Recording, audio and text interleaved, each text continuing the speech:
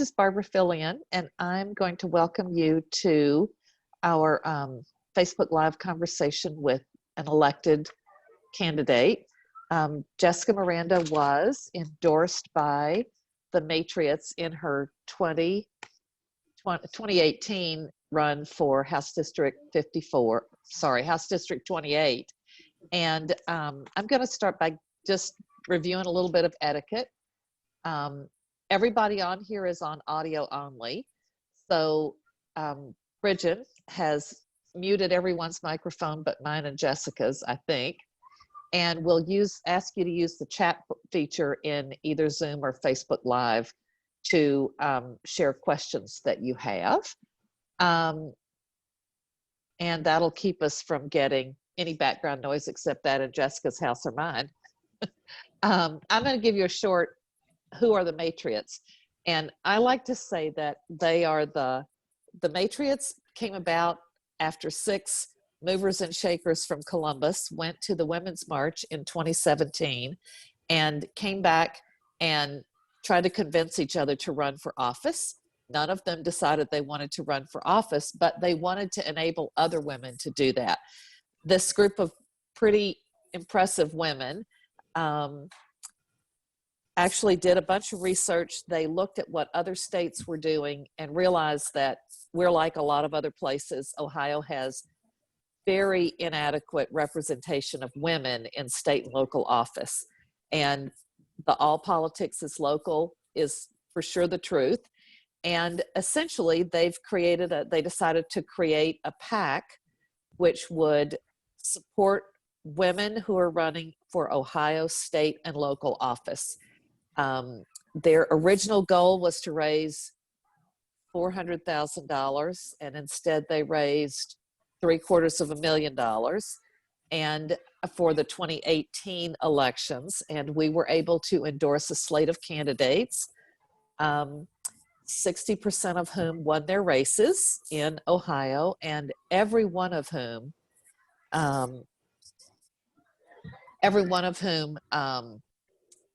actually made progress against what previous people who had run in their districts or races had done. And so with that, I think I am gonna get started with asking Jessica to just tell us about how her family is dealing with the COVID quarantine and how that has shown up in her work in the State House.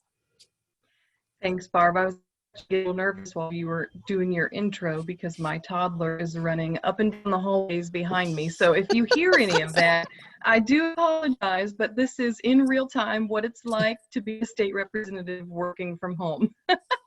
So we've now become homeschoolers, working from home, and everything in between. So as fun as it is, it's also a little bit difficult and a little bit to adjust to, but I think we're now in week 3 or 4, so we're doing okay here in the Miranda household.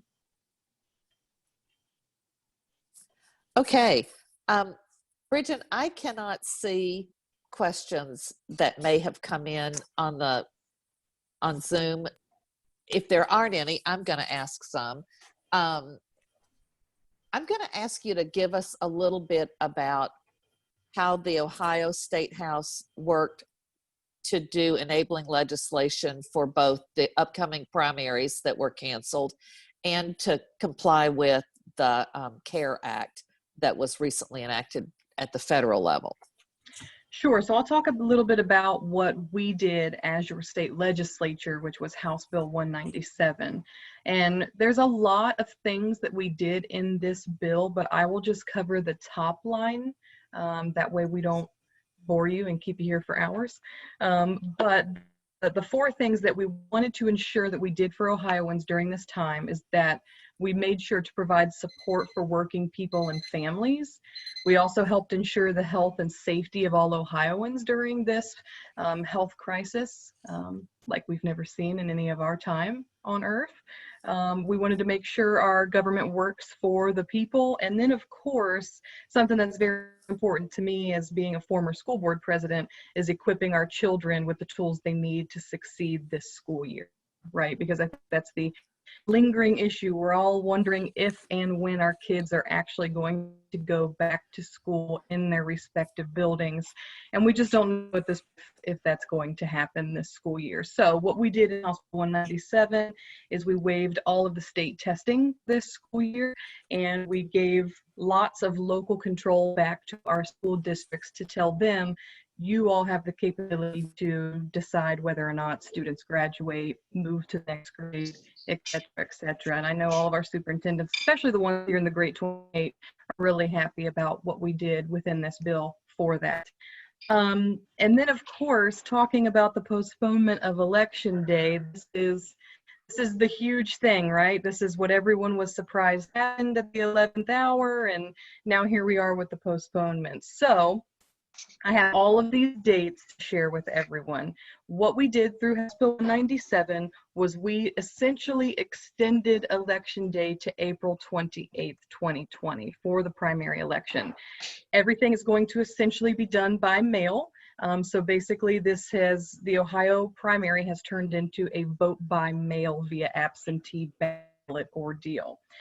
So what you need to do immediately, if you haven't done so already, is request your ballot either from the Ohio Secretary of State's website or your local Board of Elections.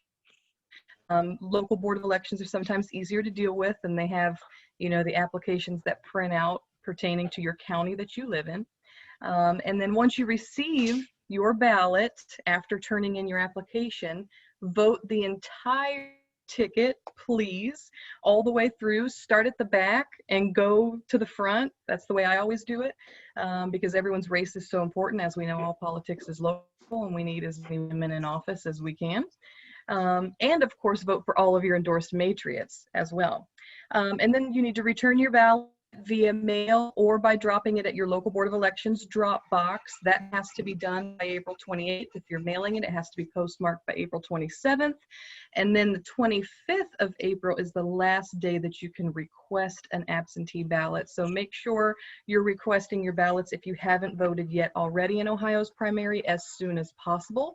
And of course, follow wonderful organizations like the Matriots, League of Women Voters, and my pages, of course, as we keep you up to date and get you all of those helpful reminders that we need to.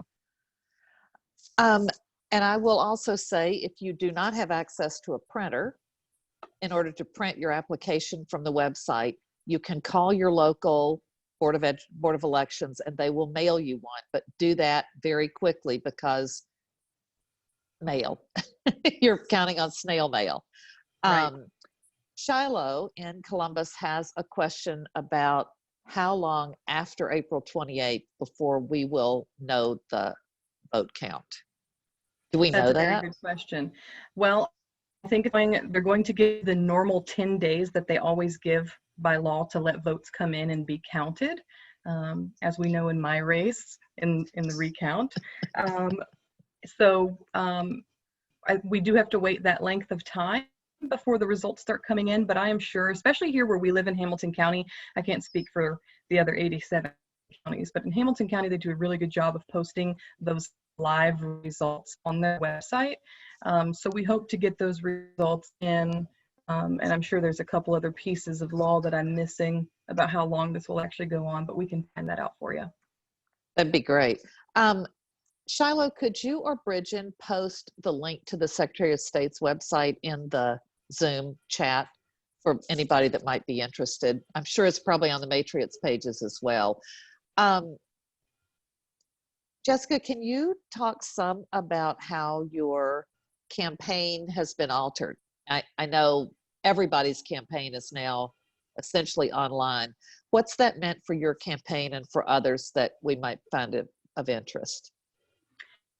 So all campaigns are now trying to figure out how we go digital, right? How we do these virtual things like what we're participating in now to make sure that we're getting our message to our constituents. And I think for my campaign specifically, we've already had a digital aspect of our campaign we've done since 2016 when I first ran. We do digital advertising, but we've never done it to this type of scale, right? So it's it's taken on a whole new meaning for how campaigns invest in digital advertising and what we do on the virtual side of things. And personally, for me, it is just killing me that I cannot be out there knocking on doors, talking to people where they are, because in a district like mine, we know that's the most important thing that we have to do. In 2018, we knocked on a little over 34,000 doors, and our field plan was supposed to start here in April.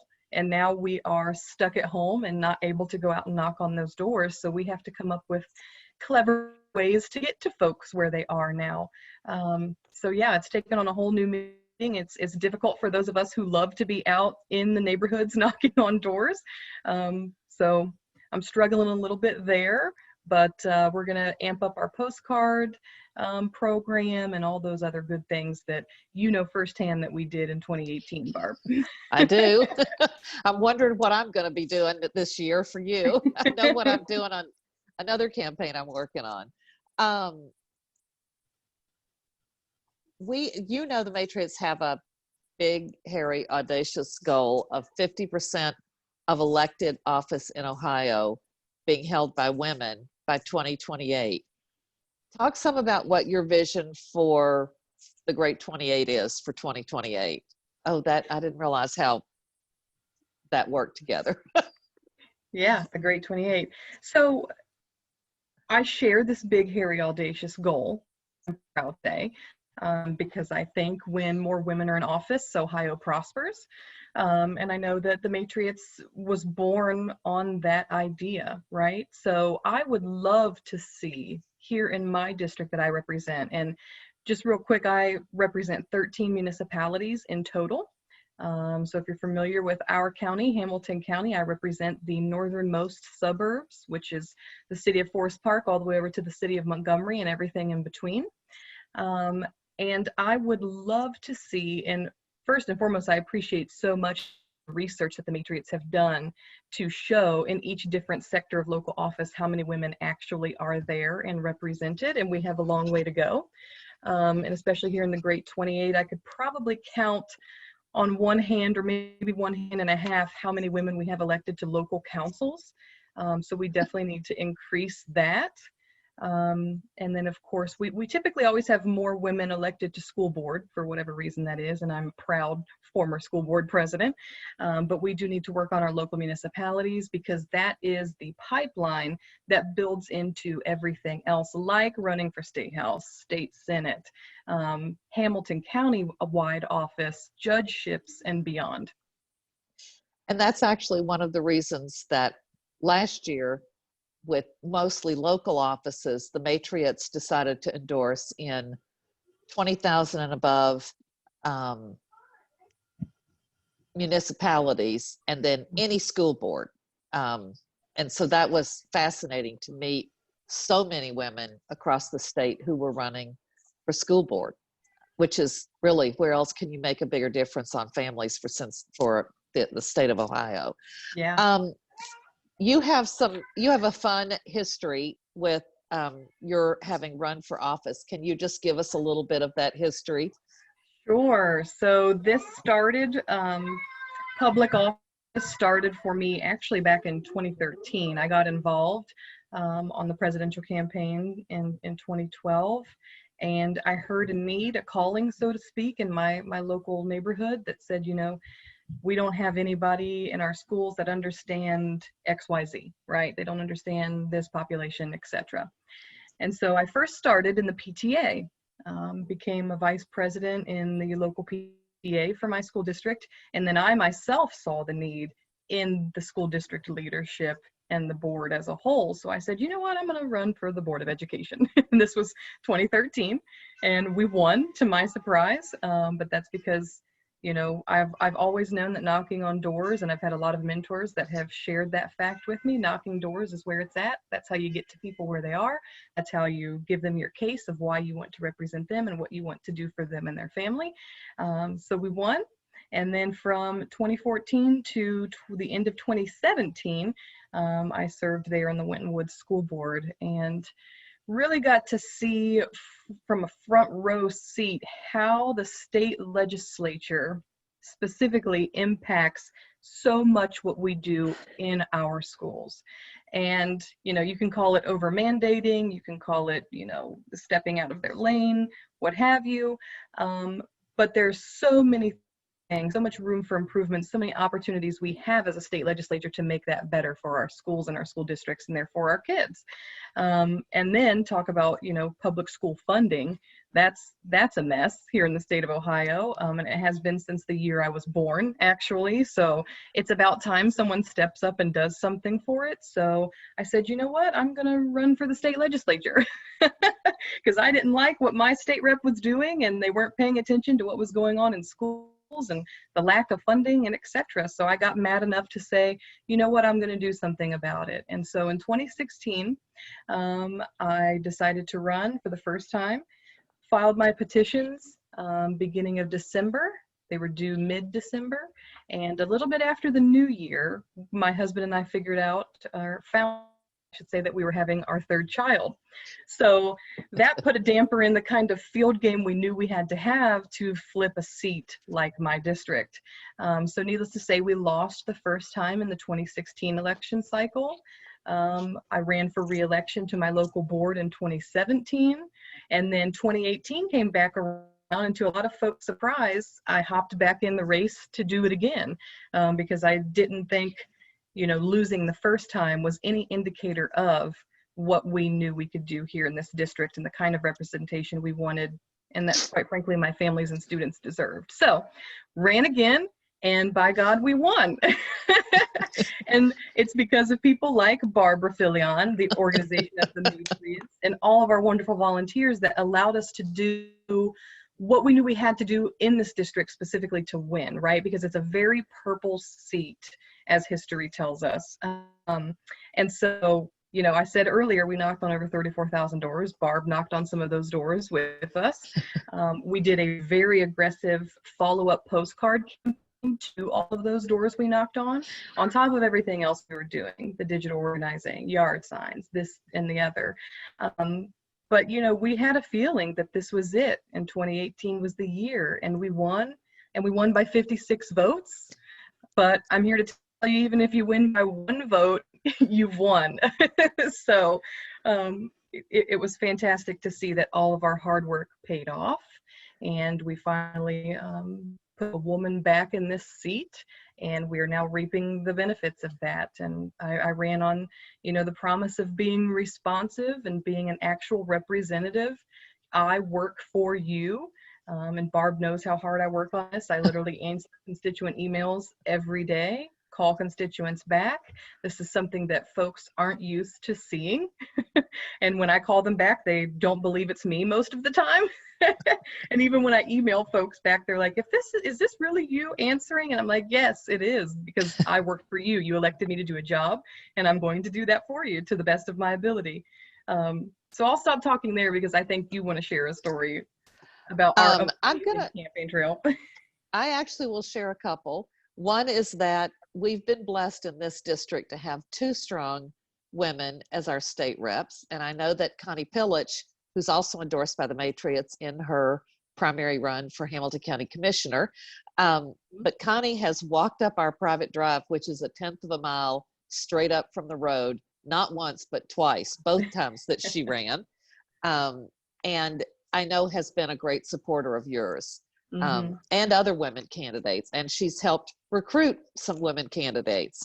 I do have a fun story about your 56 vote margin, because having been with you at the end of the night on election day in 2018 and being just around 350 votes behind, right? But knowing that there were a lot of provisionals and some absentees that still hadn't come in, right? I thoroughly appreciated being asked to be one of your witnesses for the physical recount that happened automatically. And I love remembering that I walked in to the Board of Elections and met Corey Colombo, who's, I guess, an attorney who does a lot of election work for campaigns from Columbus. And he said, "So how do you know Jessica?" And I'm like, "Well, I'm on the Matriots endorsement committee." He's like, "Oh my goodness, they made such a difference this year." So that was really that was really fun to learn that an impact hit like just lawyers working on campaigns, not just candidates. So that was a fun experience to have, to hear from someone who wasn't directly involved with Matriots, who hadn't benefited from our campaign contributions, but who saw the impact we've been able to help women make in the races in 2018. It's time for a quick pitch. And I'm sure, Bridget, you're going to post in the comments a way for people to join us, because in order to continue to support women in this election, we need to raise another $1 million this year to get through the 2020 elections and get us set for 2021 as well. I know we were able, it was kind of nice to be able to make a second round of contributions near the end of the election cycle in 2018, and again last year for the local elections, to have a little bit of money in reserve and be able to say, where are the places that we could help just get one more mailing out, or get one more purchase of digital advertising or whatever. So that was fun. And I'm gonna suggest that anyone join us. We love to have people who join us on an annual basis, but we're happy to have one-time contributions from folks. And there is a link now in the Zoom or Facebook Live chat window for that. Anything else you'd like to share, Jessica, about what's going on in the State House for women? Anything else you'd like to share with your current campaign or with Matriots involvement? Sure, I'll share a couple different things. First fun fact that I neglected to mention earlier is when my race was finally called, because we had to wait a few more weeks after Election Day before we found out the final results, my addition to our caucus in the State House made it so that we are now 50% women within the Democratic caucus in your Ohio State House. So my addition to it just pushed us right over the edge and got us to that 50%. And I just wanted to piggyback off of you, Barb, and talk about how great the Matriots organization is because of the mission. And if there's anyone out there listening today that really truly believes in a nonpartisan organization that goes out there and puts their money where their mouth is to get more women elected into office, it's the Matriots. And in a very short period of time, this organization has grown to be, I believe we were the second biggest PAC in the state of Ohio. And I mean, that just speaks magnitudes for the leadership, the membership, what these women do day in and day out for women like us, putting ourselves out there, right? Putting ourselves and our families out there to run for office, because it's not an easy thing to do. It's a lot to ask of someone when we're going out and recruiting more women to run for office, and no one better understands that like we do, the women who have run before and won, and organizations like the Matriots. So my plea is to join the Matriots, continue renewing your membership every year, because this organization is what is going to be the change factor, and they are blazing that trail for women in office here in Ohio. And we see the benefits of having women in office on so many different levels. And shout out to Dr. Amy Acton right now, who is just really putting science where it needs to be during this health crisis. And I just wanted to make another little fun fact that the two previous directors of the Ohio Public Health Department weren't even doctors until she came along. She came along. Previously, they were a lawyer, an attorney, and a marketing director. So shout out to Governor DeWine for making a very, very good hiring decision with her. And actually, he's placed a lot of wonderful people within his cabinet under his authority. And I think that's why you see we're getting national attention here in Ohio now for the way that we are handling this public health crisis. So my few little plugs, my few little shout outs, but it really, truly makes a difference to have women in places of leadership. And we need to do more of it. And Shiloh or Bridget, do we have other questions, or should we close and allow people to get ready for the 2 o'clock brief update from the governor and Dr. Acton? Or as the folks on social media like to call it, 2 o'clock wine with DeWine. Yes, and I meant to have a bottle of wine and didn't pull it out of the cellar. Okay, well, thank you for your time, Jessica, and thank you, everyone. And we will, I think, end with and segue in all our homes to the daily update at 2 o'clock from the governor and the Director of Public Health. Thanks, Thank you, everyone. Barb. Thanks, Jessica.